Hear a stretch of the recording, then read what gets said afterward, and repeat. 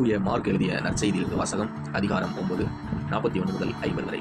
அக்காலத்தில் இயேசு தம் சீடருக்கு கூறியது: நீங்கள் கிறிஸ்துவை சார்ந்தவர்கள் என்பதால் உங்களுக்கு ஒரு கிண்ணம் தண்ணீர் கொடுப்பவர் கைமாறு பெறாமல் போகார் என உறுதியாக உங்களுக்கு சொல்கிறேன்.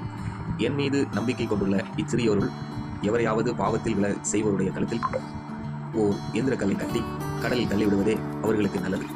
உங்கள் கை உங்களை பாவத்தில் விழ செய்தால் அதை வெட்டி விடுங்கள். நீங்கள் இரு கையுடையவராய் அணையாத நெருப்புள்ள நரகத்துக்குள் தள்ளப்படுவதை விட கை ஊனமுற்றவராய் நிலை வாழ்வில் புகுவது உங்களுக்கு நல்லது. உங்கள் கால் உங்களை பாவத்தில் விழ செய்தால் அதை வெட்டிவிடுங்கள். நீங்கள் இரு காலுடையவராய் நரகத்தில் தள்ளப்படுவதை விட கால் ஊனமுற்றவராய் வாழ்வில் புகுவது உங்களுக்கு நல்லது. உங்கள் கண் உங்களை பாவத்தில் விழ செய்தால் அதை பிடுங்கி எறியுங்கள். நீங்கள் இரு கண்ணுடையவராய் நரகத்தில் தள்ளப்படுவதை விட ஒற்றை கண்ணராய் இறையாட்சிக்கு உட்படுவது உங்களுக்கு நல்லது.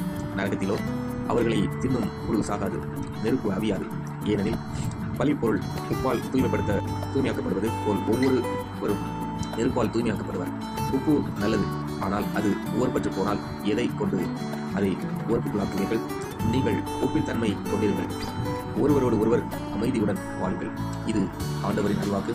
கிறிஸ்துவே உமக்கு புகழ்.